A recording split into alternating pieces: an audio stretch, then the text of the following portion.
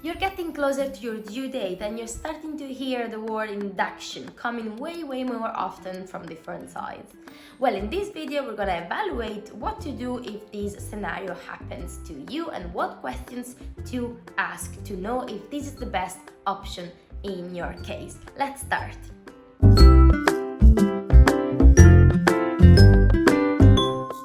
Hello everybody, welcome to my channel. This video is dedicated to the induction of labor, in particular to the reason behind the induction and to really prepare you to what to do in case you've been told that you have to be induced. My name is Ilenia, I'm a midwife with a passion for education and empowerment during your pregnancy, birth and postpartum journey. I've been a midwife for 6+ years now and I currently live and work in the UK. I want to start this video saying that I'm so thankful for the induction of labor options that we have available today. I love inductions of labor. My master was all dedicated to the induction of labor and how to make this experience more enjoyable for you mamas, because I find it so important. But that being said, I'm also aware that the use of induction has been a little bit abused over the past decades, that a lot of labors are induced for questionable reasons, and in some countries here in Europe or also in the United States induce up to 35-40% of their pregnancies, which is way higher than what it should be. Induction of labor has been proven to reduce maternal and fetal neonatal morbidity and mortality, so we're so thankful for it. However, I truly believe that induction should be used cautiously and that you parents should be aware of the risks and benefits when you decide that you have to be induced. So let's see in this video what you have to ask to your provider in order to know if this is the best option for you and how to prepare for this induction. Induction of labor really simply means try to stimulate your labor artificially by using medications or drugs. And again, this has been proven to be beautiful outcomes when necessary, and a lot of methods have been proven to be safe to use during pregnancy. But at the same time, induction of labor carries different risks associated with it, and spontaneous labor is usually safer than uninduced labor. Again, we have different studies to back up this statement that I just said. As well, we have a different percentage of studies that actually suggest that inducing all pregnancy, regardless of the physiological or pathological state of the pregnancy, proves to have better outcomes than actually wait for spontaneous onset of labor. Now, I'm a midwife. I truly believe in the physiological process of labor, and that spontaneous labor is always better than an induced labor in the absence of pathological situations. So always balance the risks and benefits according to your case in that moment. So let's go straight into the questions that I really suggest you to ask to your provider when you are told that you have to be induced, that your labor needs to be induced. So the first one is it really medically necessary? Am I safe? Is my baby safe? Is my belly safe? Meaning your placenta, your amniotic fluid. Is the environment where the baby is growing safe? I know that this is a bunch of questions, but really to get you to the point that you have to understand, is this appropriate for you? Or is this one of unnecessary induction that really could be avoided? Again, there are various reasons why you might be induced. The most common reason to induce a labor is prolonged pregnancy, meaning a pregnancy that has reached 42 weeks. Remember that your pregnancy is not prolonged just because you've passed your due date. In that case, you're simply post-term.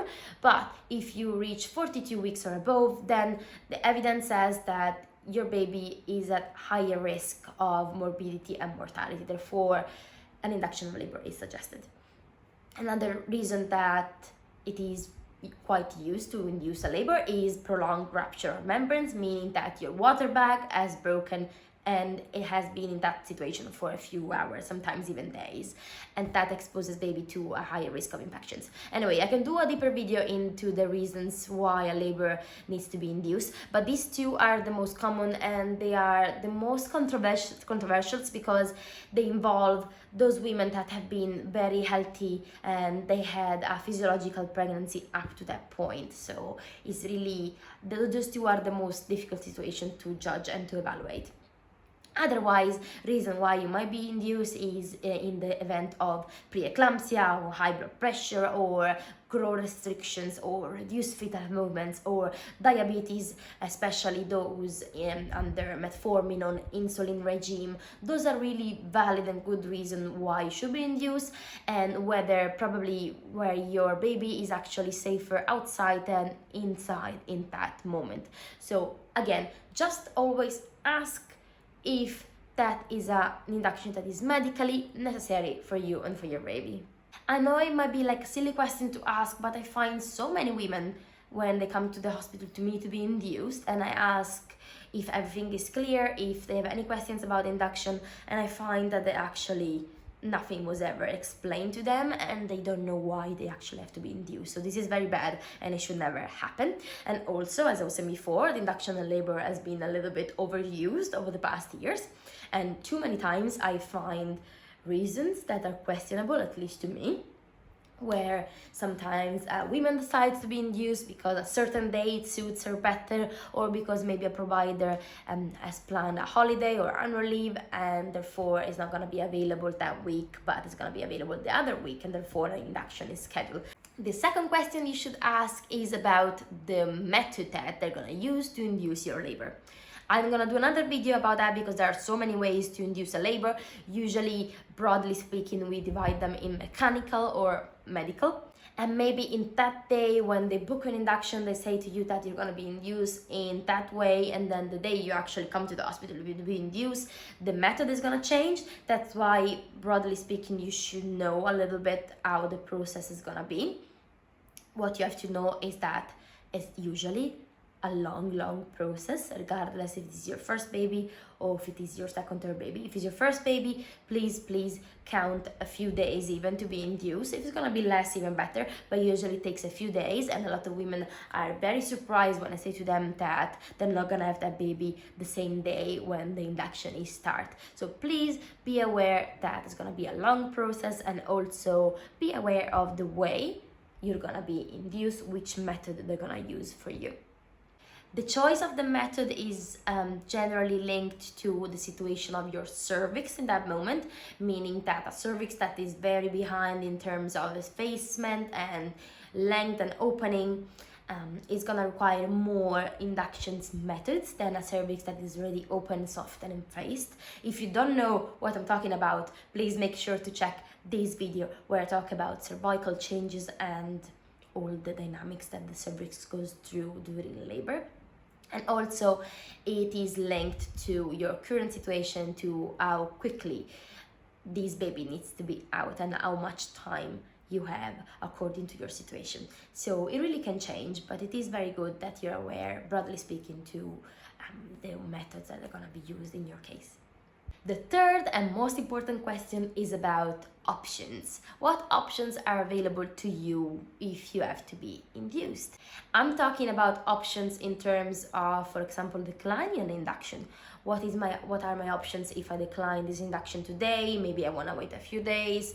Maybe I want to be induced that week instead of that week. What are my options in terms of organizing my life, and how safe is my baby and me if I decide to not go ahead with induction today? And also, what are your options in terms of pain relief? What pain reliefs are available to you? For example, can you have an epidural before you're in active labor? Can you use the pool? Can you walk? Can you have intermittent auscultation of the fetal heart rate, or you need to be attached to the monitor all the time?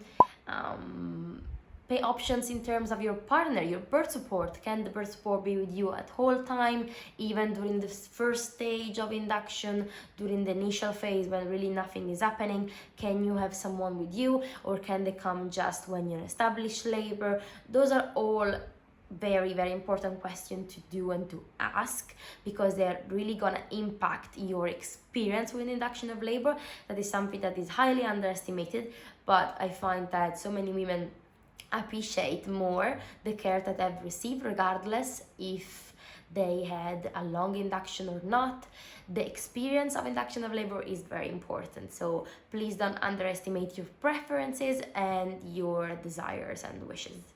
Not just because you have to be induced, your whole experience of birth has to be compromised. I get so many messages of mamas worried that when they have to be induced, that they worry that they're not going to be able to use a certain type of breathing, or they're not going to be allowed to do these positions. Remember, it's your birth, it's your experience, so you're allowed to do whatever you want once you are informed and educated about risks and benefits. So please, I really care about this topic.